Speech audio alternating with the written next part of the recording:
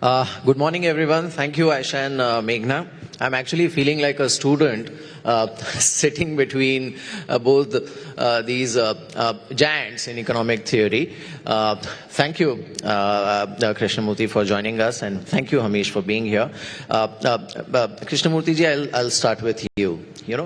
In fact, I must say, your latest book, India at 100, which actually reflects how Indian economy and India as a nation will perform when we hit 100 years of independence. Congratulations. It happens to be national bestseller. Please give him a huge round of applause for that. And, we always take pride in doing events like, let's say, India Economic Conclave and many more, where we talk about how India can fast track to maybe 5 trillion, 10 trillion, so on and so forth. Krishnamurthy sir's book actually claims that by 2047, India will be a $50 trillion plus economy. I think that deserves a huge round of applause, that kind of confidence, and it's backed by a very solid theory. So I want to start with that. Sir, please, over to you, how this is going to happen. Thank you very much, Mihir, and thanks to Times Network for having me here. It's a privilege to be speaking on this occasion. So let me start by giving a couple of anchoring examples. Oftentimes, we do not believe that over a 20-25 year period, we don't understand the power of compounding as well, and that's why it's important to start with inspiring examples. Take Japan from 1970 to 1995, 25-year period. The Japanese economy multiplied its nominal GDP in dollar terms by 25.6 times. China, similarly, 1996 to 2021, multiplied its GDP by 22 times.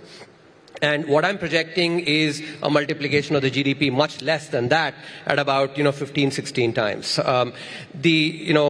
For those of you who are interested, I've actually bottoms up, these are not assumptions, I've actually, postulated what is India's growth potential, what is the likely inflation, and what's the currency depreciation likely to be.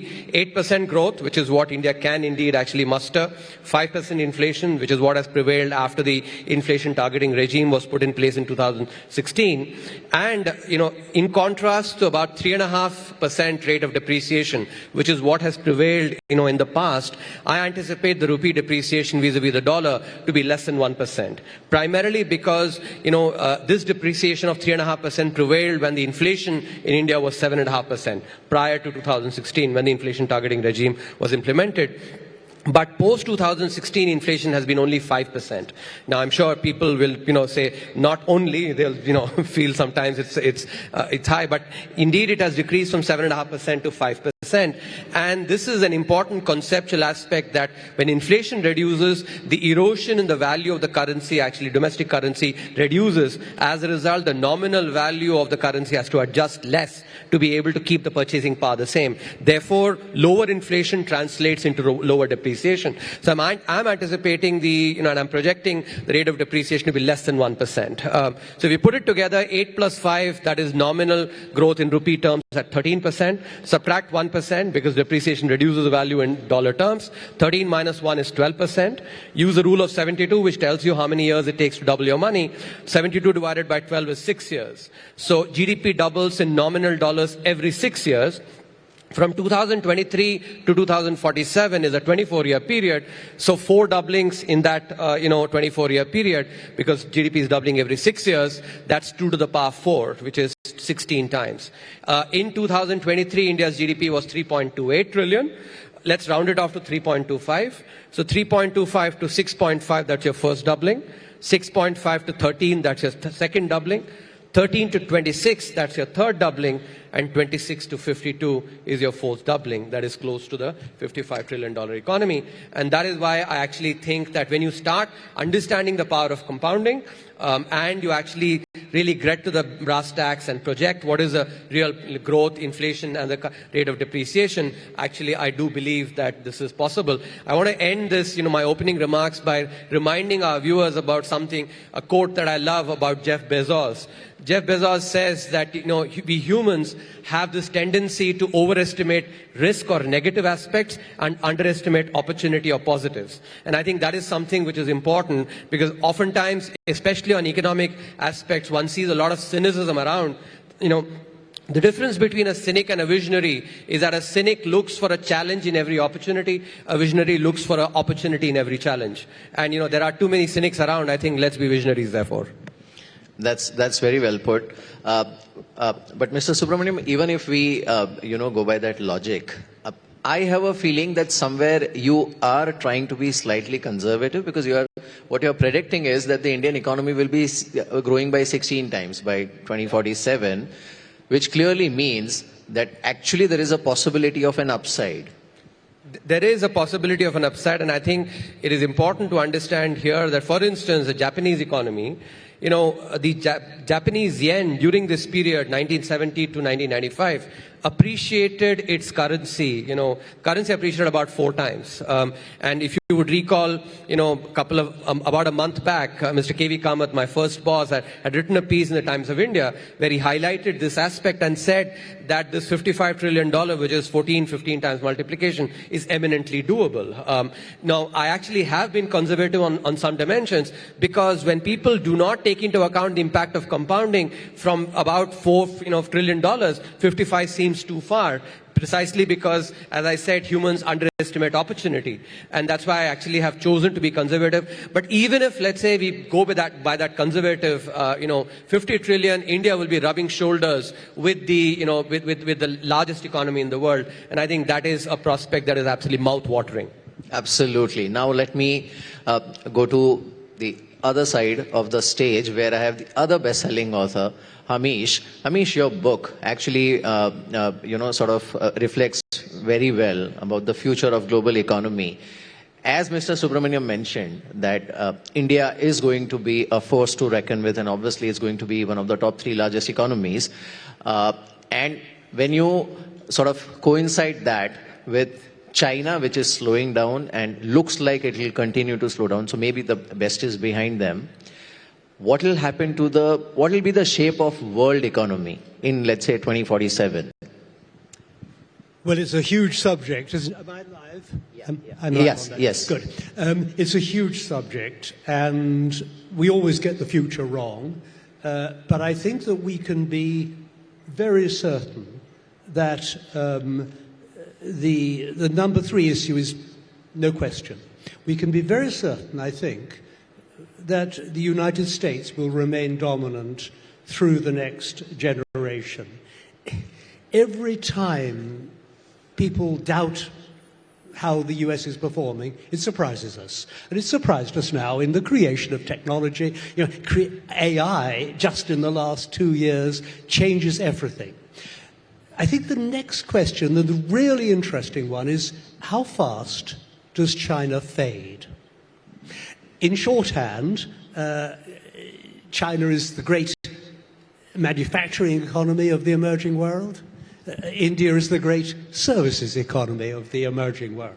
And I think that there are 2 reasons why China will probably fade relative to India in the next few years. One is this point that there is pushback globally against trade in goods. But trade in services, there is much less pushback. Indeed, it is growing, and that's a potential strength. The second is demography. Very simply, if you don't need to be a whiz at maths, that if you have the birth rates that are now pertaining in Shanghai, that's 0.6 babies per mum on average, something like that, and indeed in the rest of China, this population will fall very fast.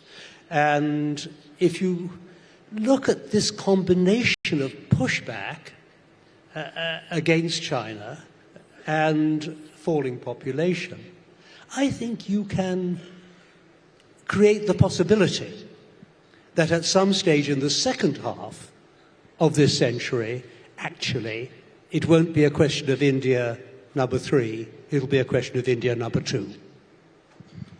Which side is your conviction higher? India at number 2 or India at number 3? in the second half of this century? Exactly. I mean, I think the US remains number one.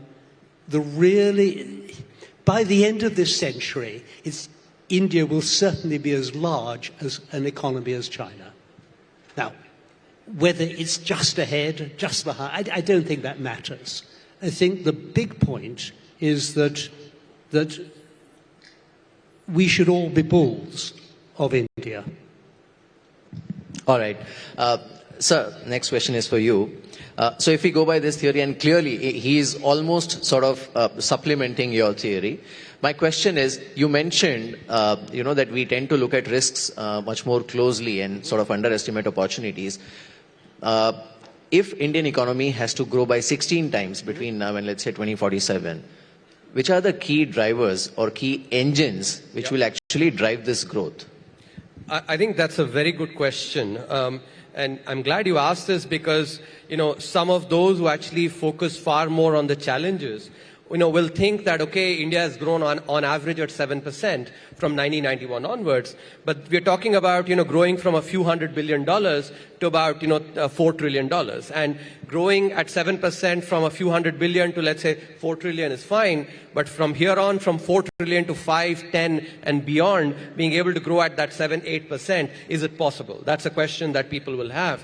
And I think here it is important, therefore, to understand the difference in the pattern of growth that India will have vis-a-vis what the advanced economies have had, or even, for instance, what the growth that China has had. And I think ours will be similar in that sense that, when you look at advanced economies, because the advanced economies set the frontier of the economy, their growth has been from pushing that frontier. For instance, AI. If you look at in the 90s, it was the arrival of the internet that basically generated the productivity shock. In the 2000s, it was the outsourcing that, Hamish was rightly mentioning. But when you look at India's growth, it will be catch-up growth. And I think that is where, it is different because, what we economists think about the law of diminishing returns, which is that, you can grow at 7% from, let's say, a few $100 billion to 4, 5 trillion. Beyond that, growth rates, slack down. That is because if you have to have frontier growth, you need new ideas, new business models, and which will basically be much harder to come by once you are, let's say, 10 trillion, vis-a-vis, catch-up growth. And I think this is really important to understand because those who are skeptical about 7, 8% growth will actually have, in some sense, behind their, in the mindset of basically, frontier growth that the advanced economies have had. There are many sources of catch-up growth that India can have, and actually across 27 chapters in the book, I've covered most of these, but for the purpose of today's conversation, I'll just focus on 3. There is the formalization of the economy. Second is productivity growth of our formal sector firms itself. And third is credit creation. And let me just add a little bit more flesh to this and sort of give some data on this. Let me start with formalization. The advanced economies are entirely formalized. In contrast, estimates vary, but anywhere between half to 2/3 of today's economy, India's economy today, is still informal. And by 2047, quite likely will be very formal, but unlikely to be 100% formal even then. There will be some potential to formalize even beyond 2047. Therefore, the diminishing returns ain't setting in up until 2047. And that will lead to investment rate going up and also productivity, because one of the things that almost every economist actually agrees, we economists typically disagree on a lot of things, is that formalization enhances productivity growth because formal sector firms are much more productive than informal sector firms. Second is productivity growth of the formal sector firms itself. If you take the typical Indian firm that is maybe half as productive or 1/3 as productive as an American counterpart or a German or a Japanese counterpart. But here's where actually the momentum that we've had on innovation and entrepreneurship over the last 10 years is quite salient to take note of. Using the Global Innovation Index, in 2015, India was ranked 85th in the world. Latest rankings, 2024, we are ranked 39th in the world. From 85th to 39 is a very good, that's great momentum. If you ask me, I'm not happy with 39 either. The 5th largest economy should aspire to be in the top 20, 15, and maybe top 10, but the momentum cannot be ignored. And that is something which will actually lead to productivity growth. Similarly, if you look at entrepreneurship, and I'm using World Bank's data, our counterpart actually on Pennsylvania Street, they estimate that use the new firm creation. From 2004 to 2014, it was only 3.2% per annum. Since 2014, it's orders of magnitude higher. As a result, we have the third largest entrepreneurial ecosystem, more than 120 unicorns.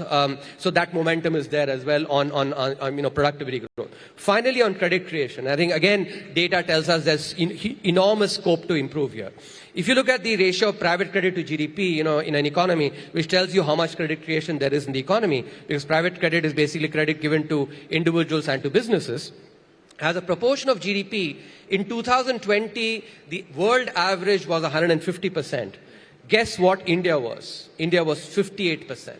From 58% to 150%, there is enormous scope to grow. And here as well, I'm not dreaming. I'm actually saying this based on actual action on the ground. The public digital infrastructure that's been created, that can lead to actually somebody, if you walk across, go to Sarojini Nagar here, the person who actually sells, wallets or belts on the street, he can now get credit because he can walk to a branch and say, look, I have actually data on my Google Pay, on my Paytm, which tells me I earn 50,000 rupees a month. Based on 3 years of data that I have actually now, give me a loan, which was not possible earlier. So the combination of these, of course, I've not talked about bureaucratic efficiency, judicial efficiency, human capital, both through healthcare, education, the entire digitization of the economy. These are all aspects also that will basically, enable the catch-up growth. So overall, these are basically the critical ones. Finally, manufacturing. I think that is really critical for India to create jobs and thereby, have growth that is both socially and economically inclusive.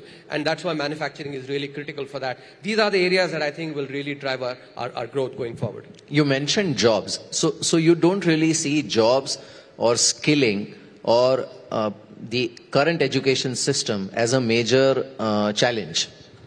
No, I wouldn't say that. That's not, I think that is an aspect. As I said before at the outset, I'm someone who likes looking at the opportunity in a challenge. And there is enormous opportunity there. I think right now these three drivers, as I mentioned, formalization, productivity growth, and credit creation will basically deliver that momentum for the next, few years, for a decade. After that, I think it'll be important to make sure that human capital is upskilled, definitely. And so, the investments that we start putting into human capital, both on healthcare and education now, will help us for the next round of growth, in a few years from now. That is something which we have to emphasize on, and that is why, there's a full chapter on healthcare, another chapter on education that I've focused on. On healthcare, and I want to actually highlight this, right? The first chart in that chapter, it basically shows that if you increase public spending, on healthcare from about, 1.5% to 2% of GDP, which is what it cumulatively is now, to about 3%, the out-of-pocket spending that, households have to do decreases 2/3. And I think that is something that will be phenomenal because it will lead to much better health.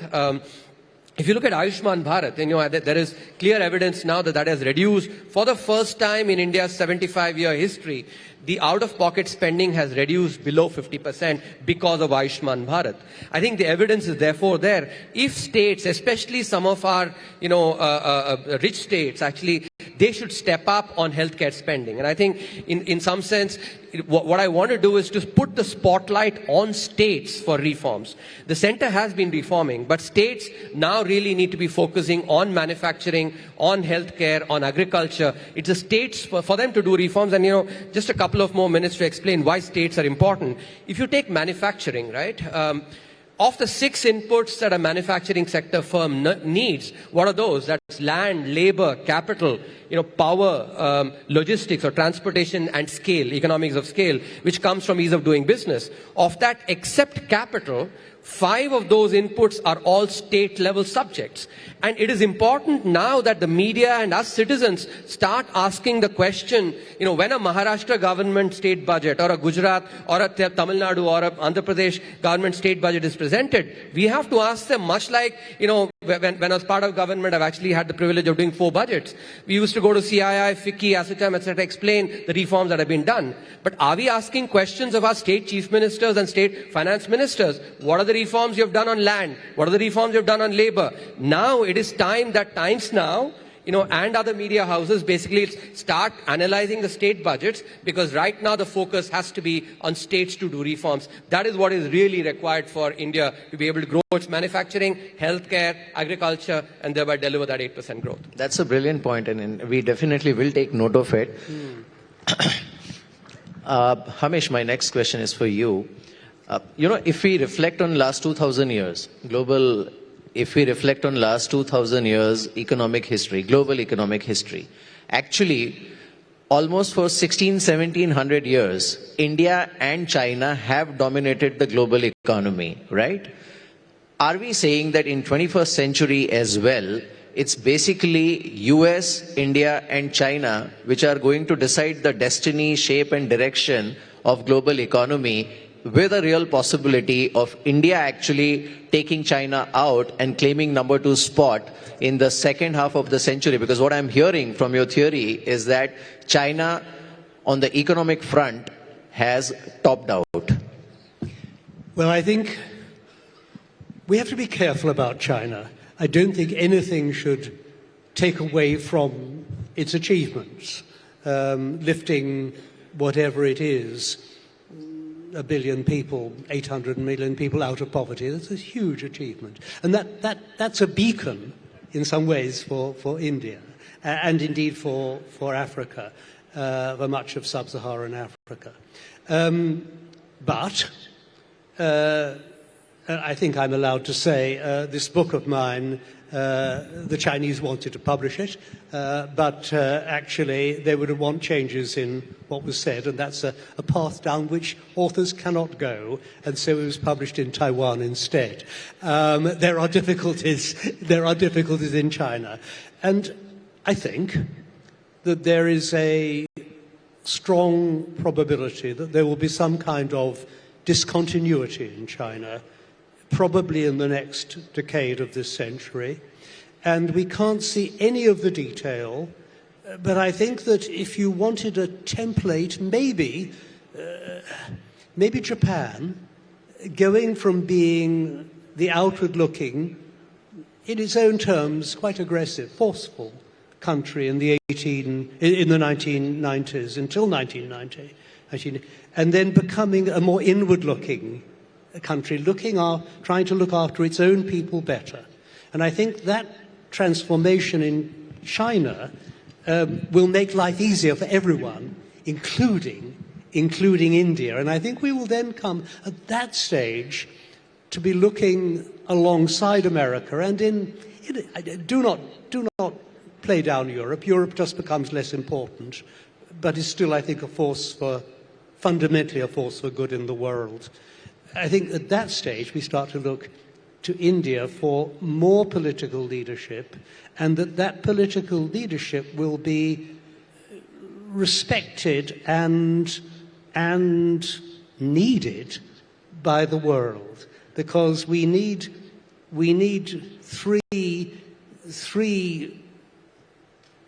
societies trying to nudge the world into a better future, not just one or two. Right. But let me ask you about China. The second point which you made about discontinuation of some sort. Are you also hinting at a societal restructuring or democratic reforms, if I may use that term, as far as China is concerned? Because then that's a huge possibility which you are hinting at. I don't know. I don't know. One of the lessons you learn if you write about the future is you will be wrong. Right. And I think it's more important to think of ourselves as tour guides, bringing us all on this journey that we have to march along, arm in arm, together into the future. I think the balance of probability is that China will make a successful transition towards an inward-looking society that looks after its own people better. And that will actually be a model for the world as well. But I cannot exclude the possibility that there will be some kind of serious breakdown. I mean, these things do happen. And I hope that whatever this change is, it'll be conducted in a way which is calm and right for the Chinese people. Right. Mr. Subramanian, do you feel concerned about, a couple of things I want to put on the table, because without that, in an ideal scenario, then there is no risk. But if we look at global scenario right now, and yesterday also we had a very interesting conversation on this, geopolitical situation, Trump 2.0, what is happening to globalization, China +1 theory, and Europe sort of stagnant, struggling to even revive growth. And within Europe also, if you look at the components, each country has a unique problem. So, so Germany has a different issue, France has a different problem, including demographics. Do you feel concerned that with so many moving parts, it may actually end up affecting India's growth trajectory? Good question, Mihir, but let me just quickly compliment what Hamish mentioned about those who predict the future being wrong more often than not. I'm reminded of, this example from cricket. I think everybody here would understand. In 1993, when Sachin had just come onto the scene, Sunil Gavaskar had predicted that by the time Sachin hangs up his boots, if he doesn't score at 40 international hundreds, I'd personally go and strangle him, right? Now he was wrong, but he was wrong. Actually, Sachin scored 100 international hundreds. We would love to be proved wrong in that manner as well. I think when you talk about risks, right? Look, every country's growth, I think, always has opportunities and challenges. I gave the example of Japan, and I want to remind our viewers. If you take Japan from 1970 to 1995, looking back today, people will think that, that was something that was like a honeymoon affair. No, it was not. That was a period when the oil shock happened. As a result of the oil shock, there was basically double-digit inflation in the United States, which basically, the US did not see even now, following the Ukraine war, COVID and Ukraine war. And there was a Volcker phenomenon, interest rates that were incredibly high. Obviously, that had impact on growth. But Japan actually focused on its strengths and actually worked hard to make sure that it actually took care of those challenges and grew. And I think this is where I want to point out, when we think rigorously, if we sort of think a little bit superficially, I think we tend to overblow some of the effects of global factors. And I want to actually sort of lay this down very rigorously for the benefit of our viewers. If you take GDP, and what is GDP comprised of? It's comprised of consumption, investment, government spending, and net exports, right? Let's break this down for the Indian economy. 60% of our GDP comes from consumption, which is primarily domestic, entirely domestic. Investment. 30% of our GDP comes from investment. And FDI as of today is 1.5%. That's a small fraction. So investment is also domestic, right? Government spending is 10% of GDP. Now, each of these actually do vary plus minus 2%. But you put it together, 60 plus 30 plus 10, that's 100%. Almost entire of our GDP actually comes from domestic factors. Yes, net exports does get impacted, but net exports has exports and imports as well. And global factors will have an impact on exports, but will have an impact on imports as well. So I think when we do not do this quantitative exercise, in sort of, pardon me for using this expression, in Hindi we say, hawa mein baat karte hain. When we sort of speak superficially, we end up overblowing some of these, risks, in my opinion. I think the key point from this is that the way, our cricket captains say that I would not worry about the opposition, I will focus on my own team's strengths. That is what India has to do as well. There are enough strengths. As a large economy with a very large labor base, I think we have absolutely enough to do just by ourselves. And as I said, I will put the focus on states. States now need to start doing reforms. If states can start doing reforms actually, and we are, as citizens and the media and the industry association start asking them pointed questions about what are the reforms you've done, on ease of living, on ease of doing business, then I think we don't need to worry as much about the global factors, because the work to do for us is all on the domestic front. Right, but purely as an economist, are you slightly concerned? I'm taking a cue from your the point on states. more and more states are actually showing tendency of increasing freebies in some or the other form now, and thanks to the direct benefit transfer, it's much more efficient and easier.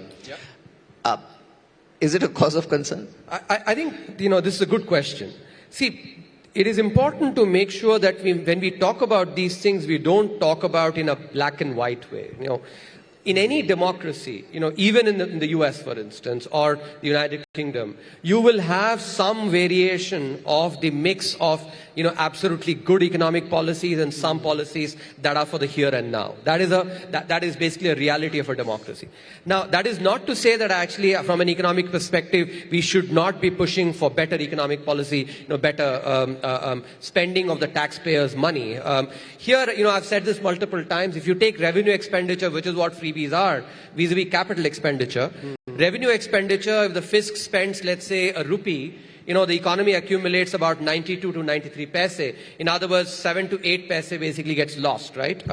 In contrast, when it's spent on expenditure, on basically capital expenditure, that could be on healthcare, it could be on education, it could be on infrastructure creation, it could be on digital economy creation. All those actually add to the economy anywhere between 3 to 4 rupees. So clearly, if you were mere investing your money, and I'm sure you all do this, right? You will never invest your 1 rupee to get 92 paise. You will certainly invest that 1 rupee to get 3 rupees or 4 rupees. So clearly, the importance of better expenditures, better spending of the taxpayers' money is critical. With the caveat that in a democracy you will get some bit of that. What is important is to not go too excessive on that. And here, one more nuance I want to add, right? When you think about freebies versus, let's say, good spending, the difference I want to make is, is distributing loaves of fish versus teaching someone to fish. I think that's the key difference. And here, the nuance I want to add is, and I think as men, this point will not be something that will be flattering to us.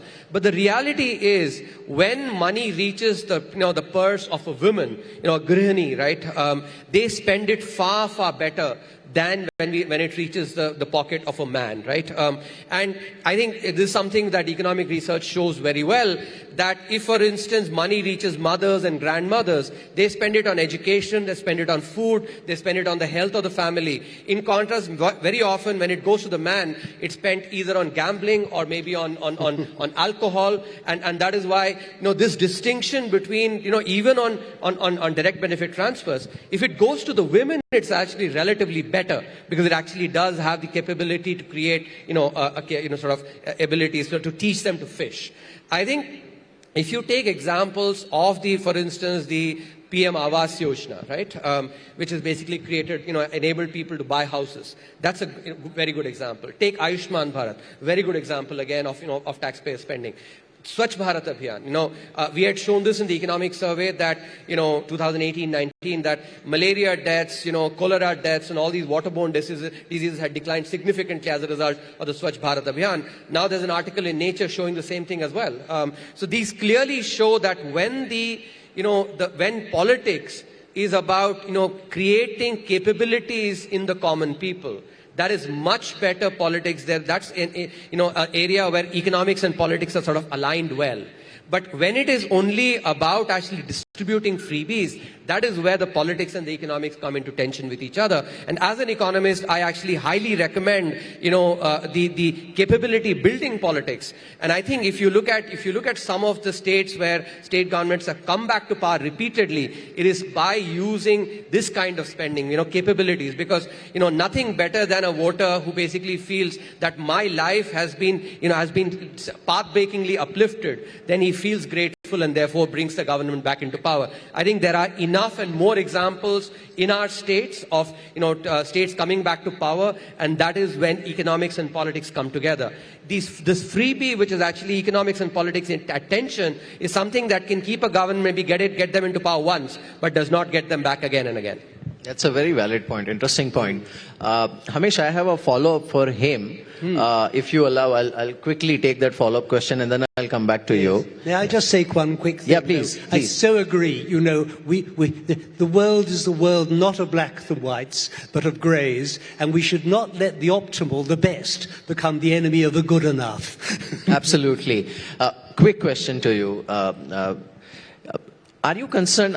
I won't use the word concern, but you know, the capex, if you look at, I mean, the government has actually contributed in a really big way in last couple of years by spending on infrastructure, creating digital ecosystem and everything. Yeah. Now, I think the onus lies on private sector to step up. Indeed. What will kickstart that engine? So, you know, here I actually want to use this platform to highlight something that our corporates should be thinking about. Oftentimes when I talk to corporates, they basically say, oh, I'm worried about demand not coming in, and, you know, or because maybe demand is not as good, you know, that's why I'm not spending on.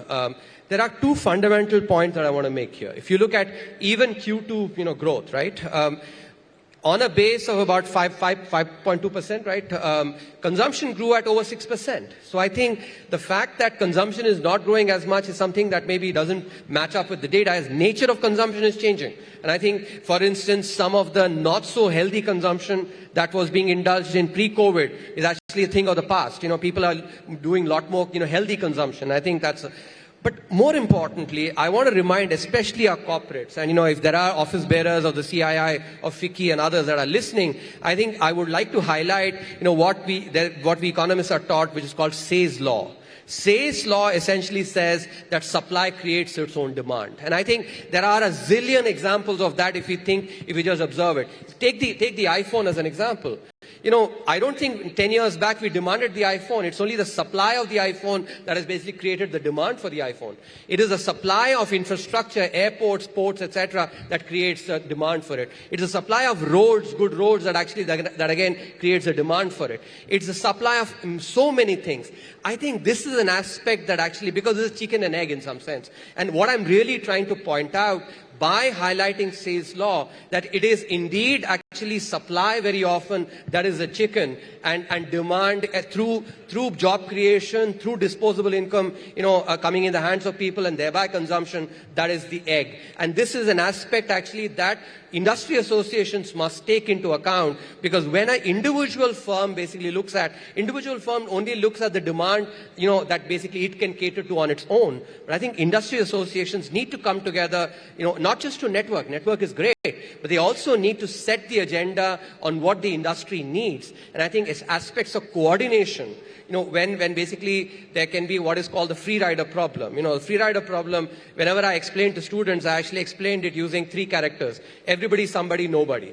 You know, free rider problem is everybody thinks that somebody else should do it and therefore nobody does it. That is the case, I think, with investment as well. And that's where coordination becomes really critical. The CIIs, the FICCIs of the world, ASSOCHAMs, need to actually bring their leaders together along with other thinkers to make sure that this is understood well, that it's investment that actually leads to oftentimes the virtuous cycle.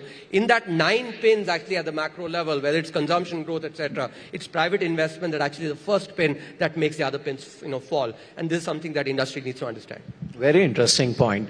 Hamish, like Mr. Subramanian was saying, that we tend to sometimes, you know, sort of overweight the risk, or look at risks through magnifying glass. Do you think Trump 2.0 and its impact on globalization is slightly overrated? Again, I don't know.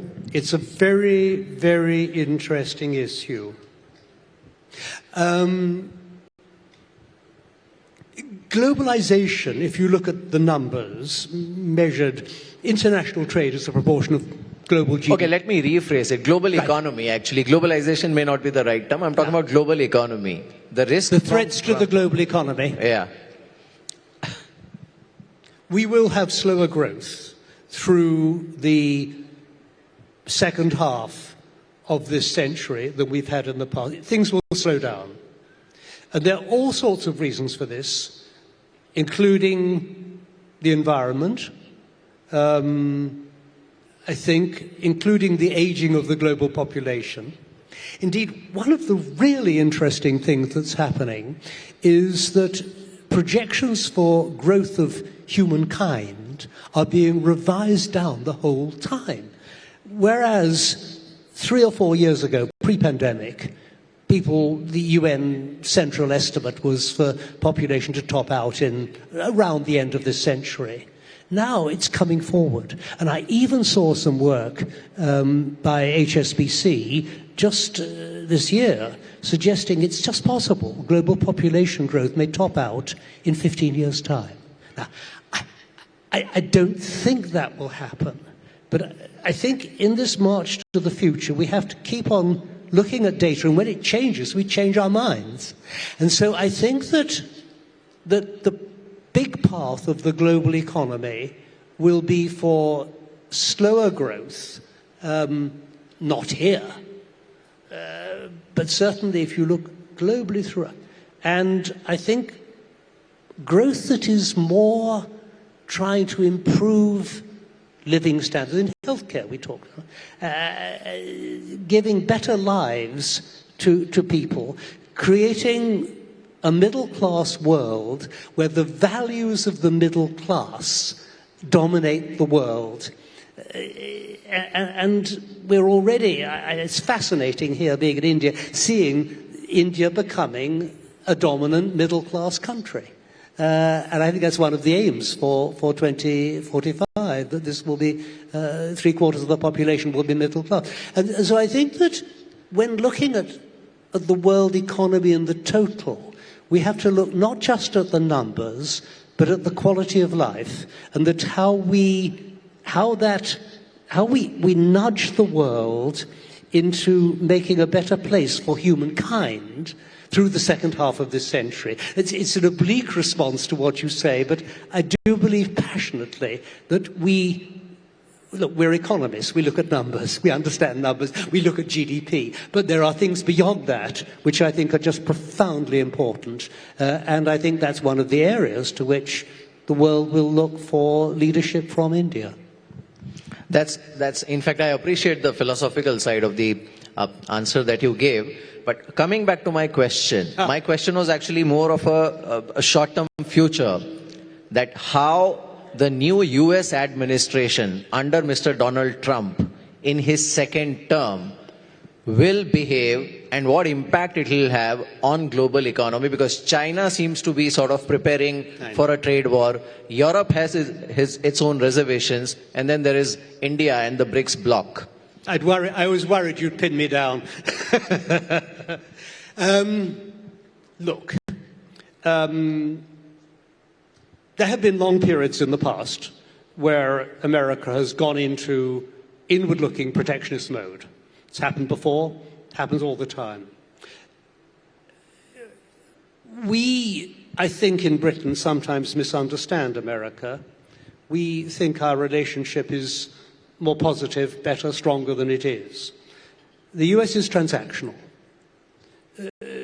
Trump will be supremely transactional.